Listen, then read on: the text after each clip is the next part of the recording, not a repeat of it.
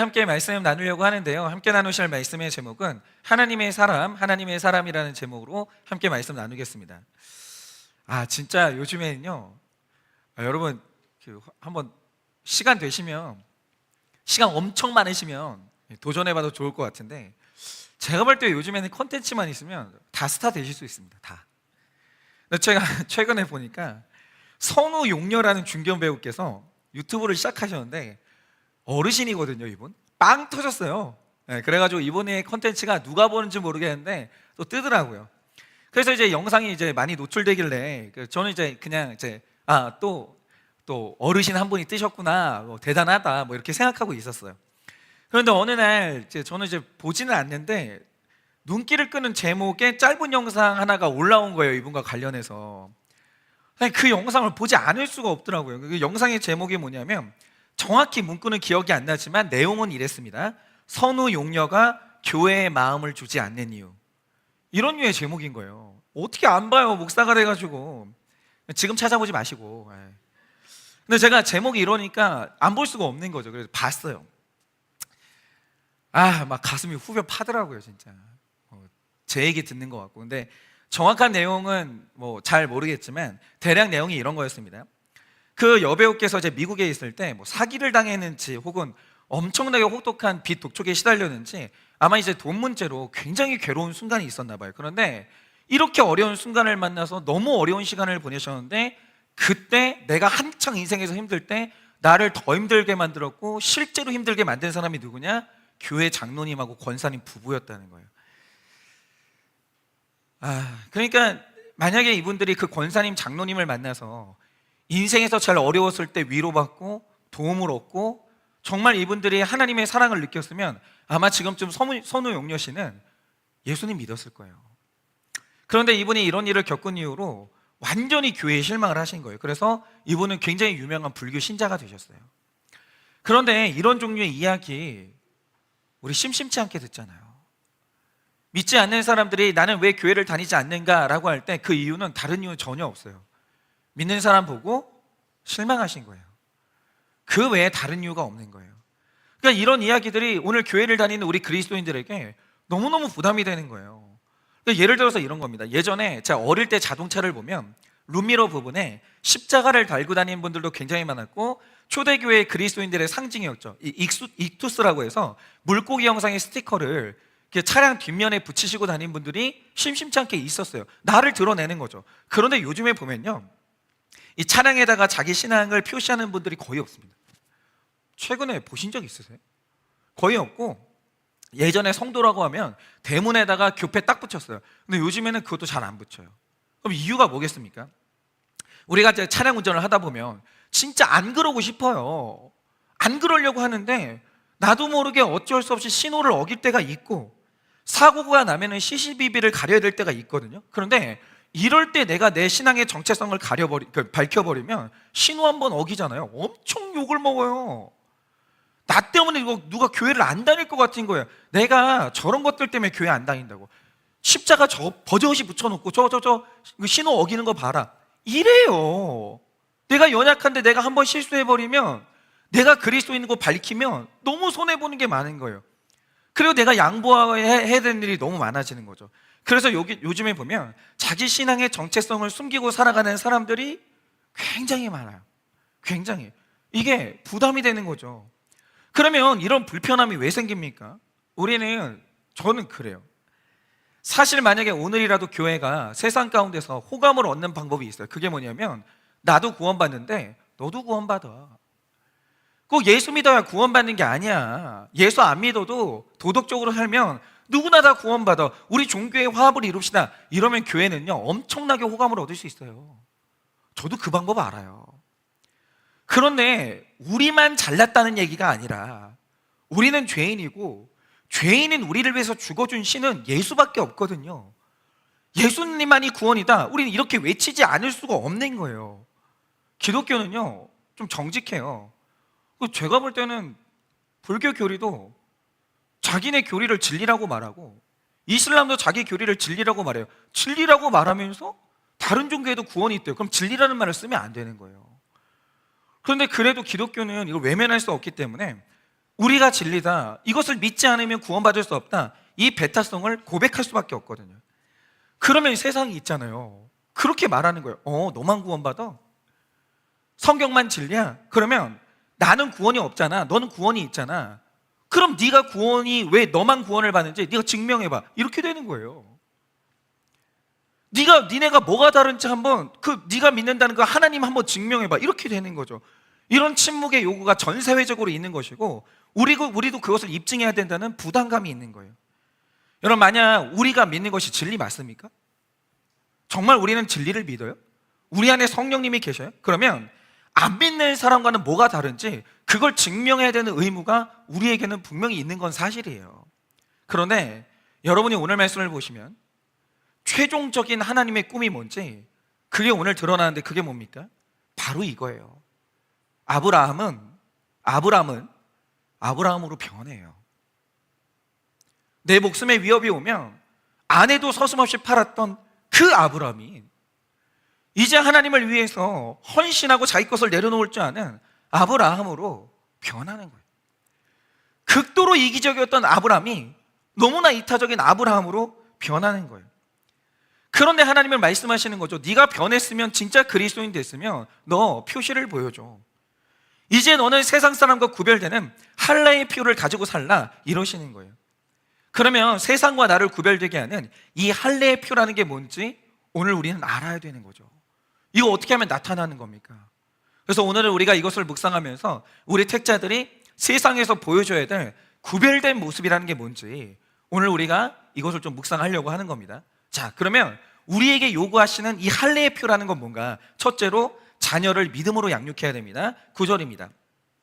하나님이 또 아브라함에게 이르시되 그런즉 너는 내 언약을 지키고 내 후손도 대대로 지키라 라고 하시는 거예요. 그러니까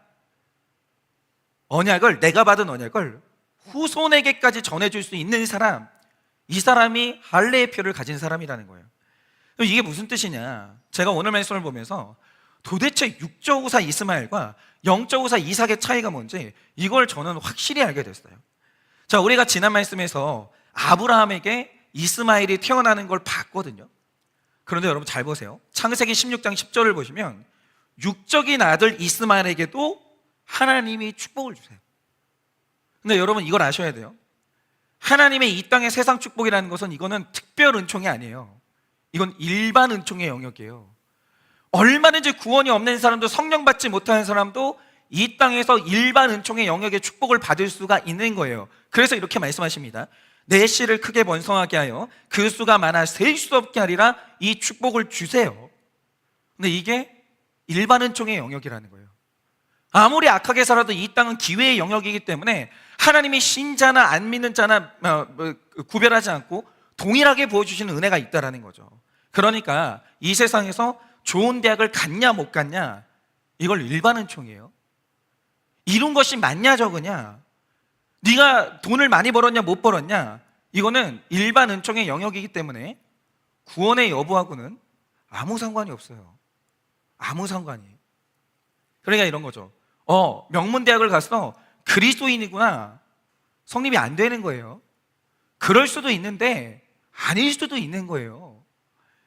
어쨌든 육적인 자녀도 이렇게 세상 축복을 받았어요. 그리고 창세기 17장으로 넘어오니까 이제 아브라함의 인생에 영적 후사가 태어나는 일이 초읽기로 들어갑니다. 곧 이제 이삭이 태어나요. 그런데 그 자녀도 축복을 받아요. 특별히 창세기 17장 6절을 보면 이렇게 되어 있습니다. 내가 너로 심히 번성하게 하고 내가 너에게서 민족들이 나게 하며 왕들이 내게로부터 나오리라, 이러세요. 그런데 이게 끝이 아니에요. 7절을 보시면 후손의 약속도 주시고 8절을 보면 그들이 살고 있는 가나안 땅을 영원한 너의 기업으로 주겠다, 이러시는 거예요. 그러니까 영적인 자녀나 육적인 자녀나 세상 복을 받을 수 있어요. 얼마든지 그럴 수 있어요. 그러니까 제가 헷갈렸던 게 이거였어요. 저는 어릴 때 기복신앙이니까 이렇게 믿는 사람이 물질의 복을 받는다 이렇게 배웠는데, 그래 버리니까 안 믿는 사람들이 대기업 회장이 되는 게 이해가 안 되는 거예요. 어떻게 이럴 수가 있나? 그럴 수 있습니다. 일반 은총 영역은 누구나 다 이 땅 사는 가운데서는 열심히 살면 이런 은혜를 받을 수 있는 거예요. 그런데 은혜의 영역에는 일반 은총 말고 특별 은총의 영역이 있어요. 육적인 자녀는 뭘 해도, 인생 쏟아부어도, 내가 가진 돈을 전부 다 쏟아부어도 절대로 받을 수가 없는 영적인 복이 존재해요. 이게 특별 영역이에요. 그래서 이 복은요, 영적 후사만 받을 수 있는 거예요. 그래서 육적인 복만 받았던 이스마엘의 언약과 이삭의 언약을 보면 결정적으로 다른 게 하나 있어요. 그게 뭐냐? 자, 창세기 16장에서 하나님이 이스마엘에 대한 복을 말씀하시는데, 이 말씀을 하시면서 아브라함에게 요구하시는 게 아무것도 없어요. 아무것도 요구하잖아요. 한번 보세요. 오늘 내가 잘 살아야 내 자녀에게 하늘의 비가 오는 게 아니에요. 내가 오늘 좀 잘못 살아도 비가 오면 선한 자나 악한 자나 전부 다 그 비의 은총을 받는 거예요. 이게 일반 은총이에요. 하나님이 이스마엘에게 이 땅의 본성의 복을 주실 때 아브라함에게 아무것도 요구하지 않아요. 그냥 하나님께서 주신다는 거예요. 그런데 영적 후사의 영적인 복을 말씀하실 때는 완전히 뭔가가 달라져요. 이 복은 그냥 안 줘요. 그렇게 되지도 않는 거예요. 이거는 엄격한 조건 하나를 주시는데, 그러면 영적 후사가 받는 복을 받는 조건이 뭐냐? 바로 그게 9절 말씀인데, 그런즉 하나님의 언약을 지키고 내 후손도 대대로 지키라 라고 하시는 거예요. 그러니까 이게 중요한데, 자, 우리가 자녀에게 세상 축복을 물려줄 때는 굳이 하나님 언약 안 지키셔도 돼요. 자, 분명히 말씀드립니다. 오히려 하나님의 법을 지키지 않아서 세상에 더 많은 물질을 물려주는 사람 굉장히 많죠. 탈법하고 탈세해서 자녀들한테 많이 물려주는 분들 많아요. 그럴 수 있어요. 그런데 내 자녀가 영적인 후사가 되는 복, 하나님이 내 자녀를 너 내 아들이야, 너 내 딸이야 입양해 주시는 복, 내 자녀가 천국을 소유하는 이 복을 받으려면 반드시 지켜야 되는 조건이 있어요. 이 조건 안 채워지면 안 돼요. 그게 뭐냐? 이 부모가 세상하고 전혀 다른 삶을 보여줘야 돼요. 가르치면 안 돼요. 보여줘야 돼요. 그런데 그 다른 삶이라는 게 뭡니까? 자, 하나님이 지난주 말씀에서 후손의 복을 주시는데 이게 특이해요. 자, 하갈이 이스마엘을 임신했을 때는 임신한 다음에 축복의 언약을 주셨어요. 그런데 이게 특이해요. 사라에게 하나님이 축복을 주실 때는 임신한 다음에 축복을 주시는 게 아니라 아직 사라의 뱃속에 어떤 씨의 생명도 없을 때, 오히려 이제 점점 임신의 가능성이 낮아지는 거 아닌가? 이럴 때 하나님이 축복의 말씀을 먼저 주세요. 아무것도 없을 때. 그리고 하신 말씀이 뭐냐? 장차 생길 후손을 위하여서 너는 오늘 세상 사람들과 전혀 다른 삶을 살아라, 이러시는 거예요. 그러니까 이런 거죠.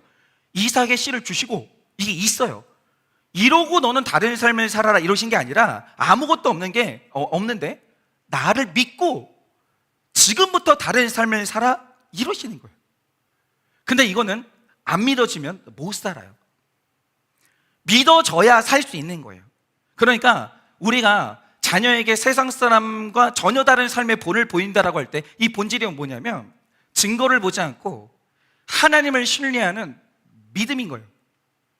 믿지 않으면 살 수가 없는 삶을 어디까지 살아낼 수 있냐? 이거예요. 그러니까 내가 하나님을 믿어서 어디까지 적용할 수 있냐? 딱 그 수준에 따라서 내 자녀가 경험할 수 있는 하나님, 내 자녀가 받을 수 있는 영적인 복이 거기에서 결정돼요. 너는 어디까지 할 수 있는데? 그러니까 증거를 보고하는 게 아니라 하나님의 언약과 하나님을 믿음으로 말미암아 어디까지 할 수 있는데? 우리 중에 천국을 본 사람이 없어요. 지옥을 본 사람이 없어요. 그런데 어떤 자녀들은 보는 거예요. 우리 엄마가 천국을 믿지 않으면 저렇게 살 수 있나? 우리 아버지가 지옥을 믿지 않으면 저렇게 정결하게 살 수 있나? 그건 아닌 것 같은데. 믿어야만 살 수 있는 그 믿음의 삶을 어디까지 보여줄 수 있냐, 이거예요. 그러니까 우리 어머니 아버지가, 저도 이제 사실 그랬던 게 뭐냐면, 제가 어릴 때 뭐가 보였겠어요. 그러니까 누군 봤대요, 자꾸. 그러니까 제가 어릴 때 막 은사 열풍이 불었거든요. 막 환상 열풍. 자꾸 있잖아요. 누가 하늘나라 갔다 왔대요. 자긴 봤대요. 너무너무 궁금한 거예요. 그래가지고 막 하나님 저도 보여달라고. 제가 어릴 때 3시간 기도했어요. 앉은 자리에서. 초등학교 때. 근데 보이는 거는 깜깜한 세상밖에 없네요. 눈 감으면 아무것도 안 보이는 거예요. 그래서 저는 솔직히 믿지 않았거든요. 하나님이 아무리 있다라고 해도, 저희 어머니 아버지가. 근데 저는 요즘에 하나님의 존재에 대해서 아예 의심이 없어요. 왜냐하면 제가 이 길을 계속 걷고 한일교회를 목회하면서 말씀을 적용하면서 살다 보니까 하나님을 마주쳐 버렸어요. 제가. 저도 하나님 못 보면 전 믿음이 없어요. 제가. 전 광신도가 아니에요. 저 세상 되게 좋아해요. 그래서 제가 하나님을 못 만났으면 오늘 내일 이렇게는 못 살 텐데, 제가 이제 불가피한 게 뭐냐면 저는 하나님을 마주쳐 버렸어요. 제가 이게 하나님을 의심할 수가 없는 너무 소름 끼치는 경험을 너무 많이 했기 때문에 저는 이제 하나님의 살아계심을 부인이 안 돼요. 제가. 그래서 저는 이제 말씀 없이 사는 사람이 너무 불쌍해요. 하나님 계시는데 이거 어떻게 하나? 아니, 하나님이 너무 계시는데 없이 저렇게 어떻게 사나? 저는 하나님 마주쳐 버렸어요. 그래서 저는 이제 인생의 소원이 정말 이제 다른 게 없고, 저는 하나님이 너무 계신 걸 난 이제 만나버렸기 때문에 분명히 계신 하나님의 존재를 나는 내 딸에게 전해주지 않고 우리 교회 어린 자녀들에게 전달해주지 않으면 저는 이제 어떻게 살 수가 없어요. 있는데 어떻게 할 거예요? 있는데 헷갈리면 이런 간절함이 없는데 만났다니까요. 마주쳐버렸다니까요. 그런데 내가 만난 하나님을 내 딸이 못 만난다? 저는 그렇게는 못 살아요. 이제는. 근데 이제 문제는 뭐냐면, 자, 전 하나님을 만나버렸어요. 진짜로. 이제 부인이 안 돼요. 저는. 나는 하나님을 만났는데 문제는 내가 한 이 경험을 내 딸이 할 수 있냐? 내가 지금 느끼고 있는 이 느낌을 내 딸하고 공유할 수 있냐? 그게 불가능해. 왜냐하면 구원은 하나님과 나하고 1대1의 문제예요. 이건 나에게 주신 은혜이기 때문에 내가 만나는 하나님을 얘가 만날 수 있고 내가 느끼는 걸 얘가 느낄 수 있냐? 그건 안 돼요. 얘는 얘의 하나님을 경험해야 되고 얘의 하나님을 느껴야 되는 거예요. 그러면 중요한 게 이거죠. 하나님은 계시는데 나는 만나버렸는데 어떻게 내가 만난 보이지 않는 하나님을 내 딸에게 전달해 줄 수 있을까? 이건요, 방법이 딱 하나밖에 없는데, 하나님이 안 계시면 할 수가 없는 적용을 보여줘야 돼요. 정말 내가 하나님을 믿지 않으면 죽었다 깨어나도 살 수 없는 삶을 내 딸한테 보여줘야 되는 거예요. 그거 말고는 방법이 없는 거예요. 그러면 이제 저는 지금 어디까지 왔냐라고 해보면, 예전에 저는 솔직히 제가 하나님 안 믿었습니다. 이렇게까지 확실하게 하나님을 경험을 못 해봤기 때문에 사실 제가 제일 괴로웠던 게 뭐냐면, 목회를 하면서 내가 믿음이 있는지 없는지 헷갈리는 거예요. 내가 하나님을 믿나? 안 믿나? 그러니까 구원의 확신이 없는 거예요. 내가. 이게 너무 괴롭더라고요. 근데 그래서 그때 이제 어떻게 살았냐면, 목사잖아요. 어쨌든 간에 성도님들이 상담을 할 거 아니에요. 그러면 말씀대로 살아야 됩니다. 설득까지 했어요. 내가 알고 있는 모든 그냥 뭐 잡다한 지식들, 뭐 논리를 동원해가지고 이렇게 살아야 되는 게 맞아요라고 설득은 했어요. 근데 싸운 적은 없었어요. 왜냐하면 싸우기까지 하는 확신이 없는 거예요. 그것까지 할 수 있는 확신은 없는 거예요. 왜냐하면 믿음 때문에 싸울 정도의 믿음까지가 제가 안 나오는 거예요. 그 정도 확신은 없으니까. 그래서 저는 만약에 내가 설득하다가 이 사람하고 싸울 것 같다, 안 싸워요. 거기까지는 안 가요. 이 사람하고 내가 나중에 어떻게 만날 줄 알고 싸워요. 나는 안 싸워요. 믿음 때문에는 안 싸워요. 설득까지는 해도 싸우기까지는 안 해요. 그 정도 확신은 없거든요. 그리고 제가 이제 사역을 하면서 뭐 예를 들면 이런 거죠. 뭐 이혼하고 싶대요. 목사니까 가정은 지켜야 되지 않을까요? 이혼 안 해야 되지 않을까요? 이렇게 말해요. 하는데 어느 날 갑자기 내 인생에서 제일 무서운 질문을 던지는 거예요. 오케이, 나 지금 너무 괴로운데 목사님이 그러라고 하니까 내가 한번 해보는데, 만약에 내가 이래가지고 잘못되면 목사님 책임질 거예요? 그럼 내가 말씀대로 살아볼게요. 목사님이 오늘 주일 성수 안 되는 직장은 가지 말라고 하는데, 오케이, 만약에 내가 목사님 말씀대로 했다가 내 인생 진짜 이상하게 되면 목사님 책임질 거예요? 그러면 내가 그거 할게요. 그러면 저는 한번 엄청 망신을 당한 적이 있어요. 말이 안 나와가지고. 말이 안 나오는 거예요. 책임진다는 말이 안 나오는 거예요. 그래서 제가 그 다음부터 어떻게 했냐면 말씀대로 처방을 해요. 그 다음에 꼭 붙이는 말이 있어요. 그런데 선택은 집사님이 하시는 거예요. 그리고 집사님이 어떤 선택을 하셔도 하나님은 집사님을 사랑해요. 정말 비겁했어, 정말. 진짜 비겁하게 살았어. 근데 내가 비겁할 수밖에 없었던 이유가 뭐냐면 책임질 수 있는 믿음이 없는 거예요. 그 정도 믿음은 없었어요. 그래서 저는 근데 지금 제가 어디까지 왔냐면 너무 믿어져요. 말씀은 이루어져요.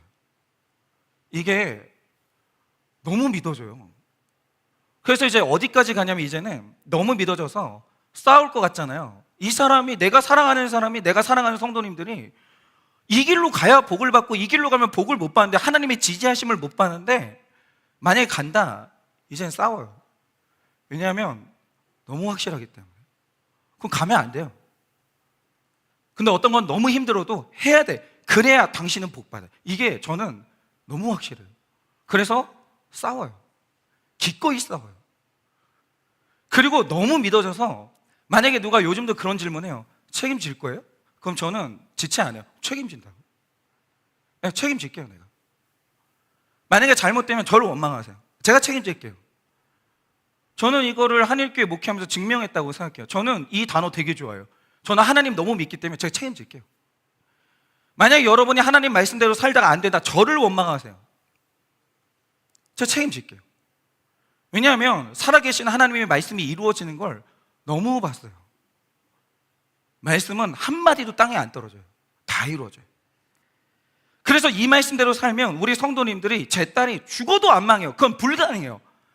말씀대로 사는 인생이 망할 수가 없다니까요. 이게 너무 확실해요. 그래서 저는 이제 싸울 수 있고 전 책임질 수 있어요. 근데 제가 이거를 제 딸한테 여기까지는 보여줄 수 있어요. 제 딸은 집에서 늘 봐요. 우리 아빠가 믿음 때문에 싸우네. 제가 만약에 오늘이라도 제가 안 싸우면 목회 있잖아요. 4배는 더 행복해져요.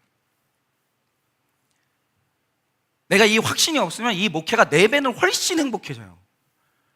전화통 붙들고 제 딸 앞에서 날마다 싸워요. 내용은 안 말려주면 문 닫고 싸우는 소리 다 들려요. 안 된다고, 안 된다고, 해야 된다고, 해야 된다고 맨날 싸워요. 그래서 제 딸 앞에서 믿음으로 책임진다는 말을 저는 보여줘요.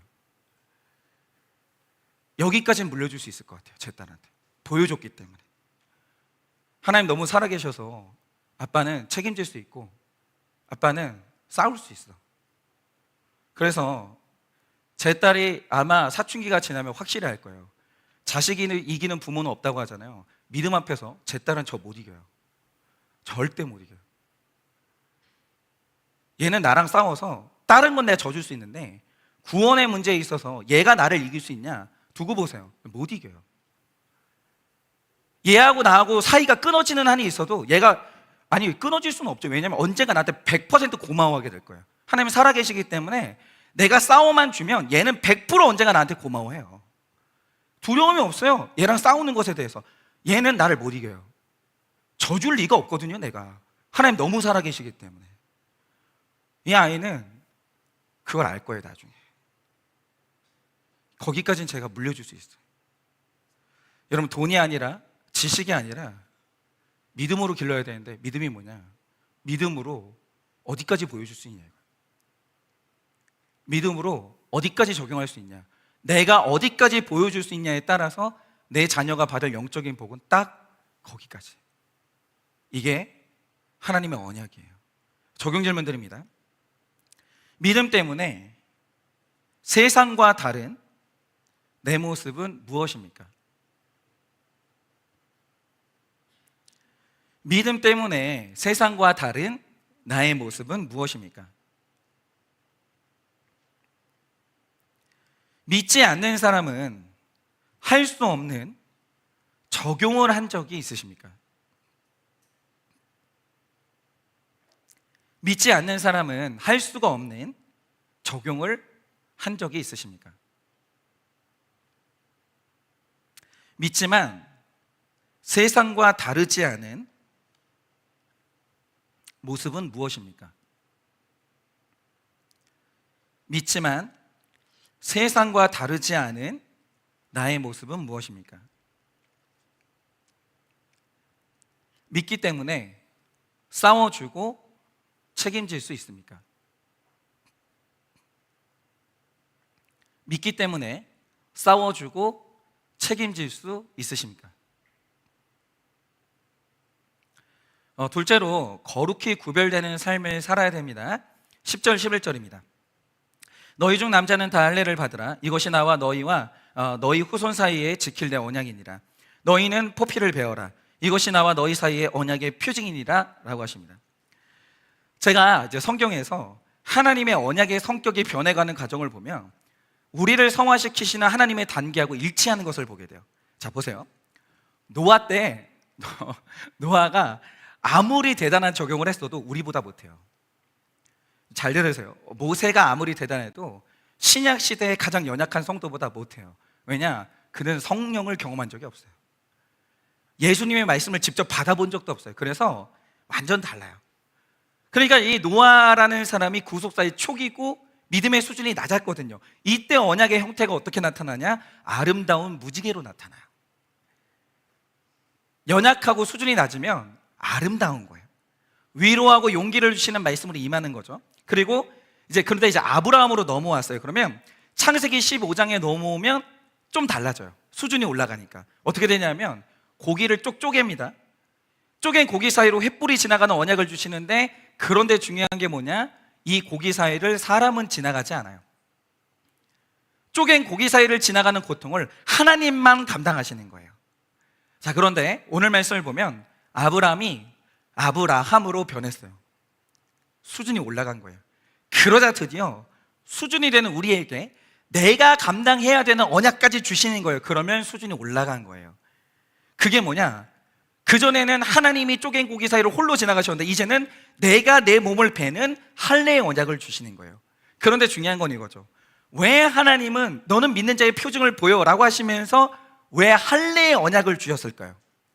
그리고 이 할례의 언약은 왜 생식기의 피부를 베는 이 고통을 우리에게 요구하실까요? 이유가 뭐냐면 남성의 생식기가 가장 넘어서기 힘든 죄와 연결이 되어 있기 때문이에요. 그러니까 여성들은 몰라요. 이 여성들은 이 남성 호르몬으로 인해서 남성들이 가지고 있는 이 성적인 욕구의 크기와 이 강력함이 얼마인지를 전혀 몰라요. 이게 남자 인생에서 제일 힘든 죄와 연결이 되어 있기 때문에 그 죄를 끊어낼 때는 엄청난 고통이 수반되는 거예요. 그런데 이거를 억울함으로 여기지 않는 것, 그것이 바로 거룩이라는 거죠. 그러니까 어떤 분들 보면 그래요. 막 내가 잘하는 걸 막 해요. 그러면서 이걸 적용이라고 해요. 그건 적용이 아니에요. 죄송한데 그건 좋아하는 거, 잘하는 거 하시는 거예요. 적용이 뭐냐? 끊기 힘들고 하기 싫고 하기 힘든 일을 믿음으로 해내는 거, 그게 바로 적용인 거예요. 적용은 힘든 걸 끊어내는 게 적용인 거예요. 그러니까 그리스도인의 구별된 가장 중요한 할례의 표가 뭐냐? 우리가 하나님으로 인해서 기쁨을 누리는 것도 중요해요. 평안을 누리는 것도 중요해요. 그런데 동시에 중요한 게 뭐냐? 하나님의 사람은 내가 거룩하기 위해서 죄를 끊어내는 아픔을 억울하게 여기지 않냐, 이거예요. 이것을 당연한 것으로 여기는 이거예요. 그런데 여러분, 이게 안 이상한 게 뭐냐면, 여러분 생각을 해보세요. 영적인 부분만이 아니라 이 세상에서도 뭘 이루려면 끊어내는 아픔이 없이 뭘 이룰 수 있는 게 있냐, 이거예요. 그런 영역은 어디에도 없어요. 예를 들어서 공부해서 좋은 성적을 이룬다라고 생각을 해보세요. 그러면 보고 싶은 걸 안 끊어요. 놀고 싶은 걸 안 끊어요. 만나고 싶은 사람을 안 끊어요. 그러고 나서 이룰 수 있는 좋은 성적이 있냐? 없습니다. 그런 건 없어요. 끊어내야 얻는 거예요. 그러니까 성적이 중요한 사람은 그걸 위해서 일정 부분 이 노는 시간을 끊어내는데, 자녀들은 그 할례의 고통이, 이게 할례의 고통에 비견되는 고통이에요. 애들이 공부를 하기 위해서 그 어린애들이 유튜브를 끈다. 이건요, 할례의 고통이에요. 그러나 이 아이들이 만약에 이제 공부가 중요한 걸 아는 애들이 이걸 억울하게 여기냐, 힘들기는 한데 이상하게 여기지도 않고 억울하게 여기지도 않아요. 당연한 거죠. 그리고 한 여자 한 남자가 너무 좋아서 결혼이 하고 싶대요. 그러면 결혼이라는 것은 필연적으로 수반되는 게 뭡니까? 다른 이성을 끊어내는 아픔을 감당해야 되는 거예요. 그게 억울하면 결혼하지 마세요. 그게 이상하면 결혼하지 마시라니까요. 이건 결혼할 준비가 안 되신 거예요. 그게 억울하지도 않아야 되고 당연해야 되는 거예요. 그러니까 힘들 수는 있어요. 내가 더 좋은 남자 만날 수 있지 않을까? 조금만 참으면 더 좋은 여자 만날 수 있지 않나? 이 가능성을 완전히 끊어내는 거 힘들 수는 있는데 결혼을 하려면 그게 이상하지도 않고 억울하지도 않아야 되는 거예요. 그게 결혼 아니에요. 그러니까 이런 거죠. 그 끊어내는 적용이 뭐냐면 그 이상한 수작 부리지 마시고 결혼하셨으면 손가락에 반지 끼세요. 목사님 저는 땀이 차요. 됐다고요. 그걸 하는 게 결혼인 거예요. 왜 총각 행세예요? 왜 처녀 행세예요? 이상해요. 카톡 프로필 사진을 보면 사시사철 자기 사진만 올려놓는 분이 있어요. 마치 나는 아내가 없는 것처럼, 남편이 없는 것처럼, 가족이 없는 것처럼 주구장창 내 사진만 올리시는 분들이 있어요. 그러지 마세요. 남편은 아내 사진 올려놓으시고 아내는 남편 사진 올려놓으시고 차라리 가족 사진이라도 올리세요. 왜 그걸 안 할까? 왜 마치 나는 혼자 사는 사람인 것처럼 그럴까? 안 끊는 거예요. 여러분 끊어야 어쩌? 끊어야 가족 되는 거예요. 맞지 않습니까? 여러분 마찬가지로 이런 거예요. 영적인 부분도 마찬가지인데 정말 누군가가 그리스도인이 되고 싶고 구원받고 싶다. 죄를 끊어내는 게 왜 이상해요? 그게 왜 억울해요? 아니면 내가 하나님 나라의 백성이 됐는데 내 즐거움을 일정 부분 포기하고 주님 나라를 위해서 헌신해요. 그게 왜 억울해요? 여러분 끊어내는 고통을 통해 얻는 영원한 기쁨이 있기 때문에 그게 억울하지 않는 거예요. 그러니까 뭐냐면 우리는 고행을 말하는 종교가 아니에요. 다른 여자 다른 남자를 끊으면 영원히 나랑 같이 살아주는 아내를 얻고 남편을 얻어요. 뭐가 이상하냐고요 그게. 내가 세상 욕심과 죄를 끊어내고 성령 하나님을 얻을 수 있다면 그게 뭐가 억울하냐고요. 근데 그게 억울하대요. 왜 억울한지 모르겠어요. 그런데 이게 중요한 이유가 뭐냐면 아브라함이 자신의 몸에 할례를 받았는데 내가 할례 받으니까 이 고통을 억울하게 여기지 않고 할례를 받으니까 누가 할례 받냐? 내 몸으로 낳은 영적 후사 이삭도 난지 8일 만에 할례를 받는데 이게 기가 막힌 원리가 있어요. 그게 뭐냐? 사람이 아브라함은 커서 할례를 받았잖아요. 얼마나 힘들었겠어요. 그런데 믿는 아버지를 둔 덕분에 이삭은 난지 8일 만에 할례를 받았는데 난지 8일 만이라는 것은 고통도 없고 그리고 혈액 응고가 빨리 되는 시기가 난지 8일 만이에요. 얘는 훨씬 쉬운 거예요. 그런데 이 할례는 이삭이 원해서 받은 게 아니라 아버지가 택자기 때문에 그 자녀가 가장 고통이 적다는 난지 8일 만에 할례를 받는 혜택을 받는 거예요. 이게 유아세례의 성경적인 기원이에요. 그럼 이걸 적용해보자 이거죠. 우리가 나 자신의 거룩한 삶을 통해서 영적인 유산을 물려줘야 되는데 그 유산 중에 하나가 뭐겠습니까? 제가 말씀드렸지만 우리가 무언가를 얻을 때는 법칙이 있는데 그걸 얻기 위한 고통을 마땅한 것으로 여겨야 되는 거예요. 왜 억울해요? 억울한 사람은 그거 감당 못해요. 안 억울해야 얻는 거예요. 그러니까 이런 거죠. 내가 공부한다고 왜 내가 노는 걸 못해야 돼? 내가 왜 유튜브를 끊어야 돼? 이게 억울하잖아요. 그냥 공부 못해요. 여러분 그리스도인이 뭐냐면 구원이 뭐냐면 내 구원을 위해서 죄를 끊는 게 억울하지 않아야 되는 거예요. 힘들 수는 있어요. 실패할 수 있어요. 그런데 이거를 마땅한 것으로 여겨야 되는 거예요. 즐겁지 않아요. 저도 세상을 다 끊어내고 설교 준비 하루 종일 하는 게 쉽진 않아요. 그런데 억울하지 않다니까요. 마땅해요. 이걸 보여줘야 되는 거예요. 그러니까 믿음이 뭐냐?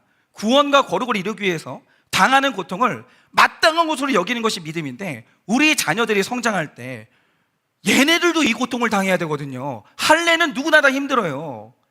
예를 들어서 저는 어릴 때 제일 고통스러웠던 게 뭐냐면 이게 마귀 장난이라고 생각하는데 도대체 방송국에서 교회랑 싸워보자는 건지 모르겠는데 주일학교 가는 아침 시간에 디즈니 만화를 그때예요. 지금도 생각나요. 마이티 덕. 나 그거 한 번도 본 적이 없어요. 그런데 이거를 딱 키면은 막 시작하고 있거든요. 절묘해요. 제일 재미있을 때 교회 갈 시간이에요. 어릴 때 막 너무 힘든 거예요. 내가 왜 교회 가겠다고 이걸 끊어내야 되나. 그런데 제가 이걸 넘어선 이유가 있어요. 그게 뭐냐면 저희 부모님이 예수를 믿음으로 당하는 고난을 억울한 것으로 여기지 않는 걸 보여줬기 때문이에요. 당연하지 임마. 교회 가는데 무슨 생각이 많아. 당연히 가는 거지. 그러니까 누군가 구원을 받아 거룩해지려면 나도 끊어내는 고통을 감당해야 되지만 내 자녀도 끊어내는 고통은 동일하게 오는데 어떻게 하면 내 자녀가 할례의 고통을 마땅한 것으로 여기냐? 내가 앞서 나가는 어른들이, 부모가 그리스도 때문에 당하는 고통을 마땅한 것으로 보여줘야 되는 거예요. 근데 우리 애들 지금 어때요? 교회 나오는 거, 예수 때문에 뭔가를 끊어낸다, 억울해한다. 이유가 뭘까요? 부모가 엄청 뭐가 억울한 거예요. 내가 왜 이래야 되는데? 뭐가 엄청 억울한 거예요. 근데 그 억울하면 못 넘어서요. 예수 때문에 뭔가를 끊어낼 때 그게 늘 억울하고 포기가 안 되고 하나님을 원망하는 모습을 보여주면 자녀들은 할례의 고통이 감당이 안 되는 거예요. 누구나 다 당해야 되는 건데, 그러나 내가 그것을 마땅한 곳으로 여기며 가는 모습을 보여줄 때 자녀들은 이 할례의 고통을 넘어서고 주님의 백성이 되는 거죠. 그러니 여러분, 그리스도인의 다른 모습이 뭐냐? 예수 때문에 끊어내는 이 할례의 고통을 억울해하지 않는 거예요.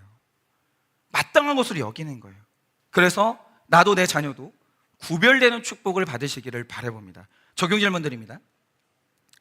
고통을 감당하면서까지 얻고 싶은 것은 무엇입니까? 그러니까 이거는 영적인 것만 물어보는 건 아니에요. 그러니까 여러분이 고통도 감당될 만큼 얻고 싶은 게 뭐냐 이거예요. 뭐든 좋습니다. 고통을 감당하면서까지 얻고 싶은 것은 무엇입니까? 끊어내기 힘든 세상 욕심과 죄는 무엇입니까? 끊어내기 힘든 세상 욕심과 죄는 무엇입니까? 거룩을 위해 겪는 할례의 고통이 마땅한 것으로 여겨지십니까? 거룩을 위해 겪는 할례의 고통이 마땅한 것으로 여겨지십니까?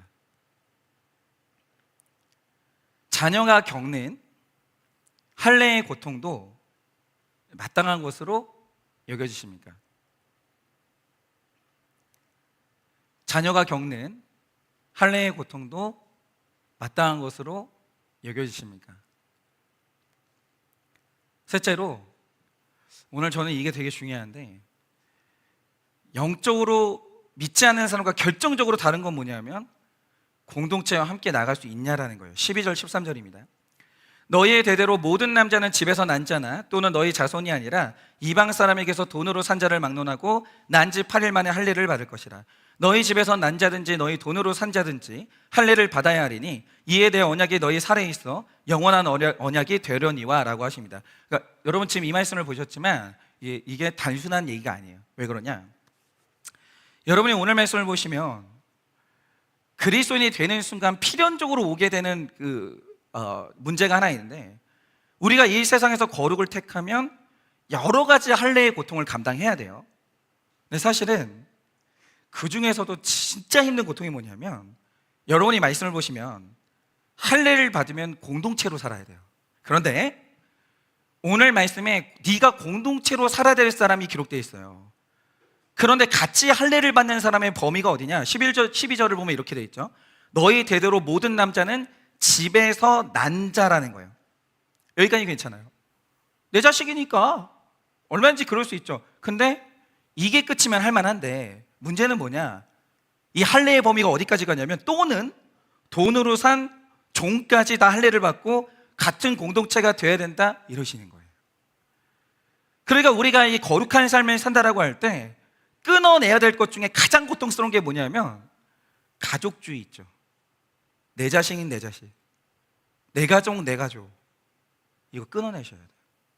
그런데 이거보다 더 힘든 게 뭐냐면 차별하는 습관이 끊어져야 돼요. 이게 얼마나 어려운 줄을 몰라요. 그러니까 사람은요, 꼭 나와 비슷한 사람, 내가 호감으로 느끼는 사람, 이런 사람하고 무리를 이루고 싶어하는 습성이 있어요. 그러니까 나와 다른 사람, 내가 호감으로 느껴지지 않는 사람, 심지어 막 같이 있는 게 너무 비호감인 거예요. 정죄가 돼요. 이런 사람들하고 공동체를 이룰 때 너무 큰 고통을 느끼는 거예요. 너무 큰 고통을. 그런데 이 고통의 근원이 뭐냐? 그게 바로 차별하는 죄예요. 차별하는 죄. 그러니까 하나님의 나라는 이거 안 끊어내고는 하나님 나라 안으로 진입이 안 되는 거예요. 이게 얼마나 중요하면, 예를 들어서 1900년대 초에 우리나라에 이제 막 교회가 일어서기 시작했어요. 그런데 이때 교회가 시작되니까 한 조선 땅에 교회가 세워지냐 무너지냐 이걸 결정했던 굉장히 치열했던 논쟁이 하나 있었어요. 그게 뭐냐? 그게 백정하고 예배를 같이 드리는 문제였어요. 당시의 성도들이, 양반들이, 맞아요, 오케이, 내가 머슴까지는, 내가 성경을 보니까 그런 내용이 있으니까 머슴까지는 내가 교우로 받아들일 수 있어요. 내가 여기까지는 형제요 자매요, 나도 집사고 너도 집사고 이럴 수 있어요. 있는데 머슴까지는 되는데 백정까지 같이 예배를 드린다? 백정의 자식이 내 자식하고 같이 예배를 드리고 친구가 된다? 이거 못하겠는 거예요. 심지어 머슴들도 싫어했어요. 백정하고 그렇게 된다는 게. 근데 이 저항이 이 땅 조선의 교회가 세워지냐 마냐를 결정하는 굉장히 첨예한 문제였어요. 이것 때문에 교회가 폐쇄될 위기까지 갔습니다. 이걸 넘어서지 못해서. 그런데 당시에 이 언더우드 선교사님이 얼마나 위대한 결정을 했냐면, 만약에 여기서 이걸 타협했으면 오케이, 그럼 뭐 어쩔 수가 없죠 라고 하면서 만약에 구분을 지었다라고 했으면 훨씬 쉬웠을지도 모르는데 교회 망했을 거예요. 아마 중국 교회처럼 지하교회 되거나 일본처럼 1% 미만대의 미전도 종족이 됐을 거예요. 그런데 이때 언더우드 선교사님이 어마어마하게 싸웠어요. 난 받아들일 수 없다고. 그럴 거면 이건 교회가 아니라는 거예요. 어떻게 백정을 받아들이지 않고, 그들이 하나님의 자녀인데, 양반 쌍놈은 너희들이 정한 기준이고 그들이 하나님의 자녀인데 니들이 뭔데 하나님 자녀가 교회 오겠다는데 왜 막냐고, 안 된다고, 나는 그런 교회를 세울 수 없다 이러면서 아주 진짜 엄청나게 반발하세요, 언더우드 선교사님이. 그런데 그때 이걸 무너뜨린 분이 있어요. 그게 누구냐면 길선주 장로님이에요. 길선주 장로님이 중재를 합니다. 이러다 교회 안 세워집니다. 백정은 따로 예배 드리고 나머지 따로 예배 드립시다. 이걸 길선주 장로님이 언더우드 선교사님을 막았어요. 결국 처음에 그렇게 나뉘었어요. 이때 이대로 갔으면 한국교회는 망했어요. 그런데 1907년도에 평양에 대부흥의 운동이 터지고 부흥이 터지고 회개 운동이 일어나는데, 그때 길선주 장로님이 통해 자복하면서 회개했던 문제가 뭐냐? 우리가 알고 있기로는 뭐 친구 돈을 훔친 거 뭐 이것만 알고 있는데 아니에요. 내가 백정 차별하고 백정들을 교회에서 쫓아냈던 그 죄, 내가 한국의 교회를 나누고 교회를, 주님의 몸된 교회를 찢어놨던 그 죄, 이걸 길선주 장로님이 가슴을 치면서 회개를 했어요. 이놈의 교회를 찢었고 이놈이 하나님의 자녀를 차별했고 내가 백정을 쫓아냈다. 정말 그거를 정말 통해 자복하면서 회개하셨어요. 그리고 결국 한국교회는 백정을 형제로 받아들였어요. 정말 위대한 역사예요.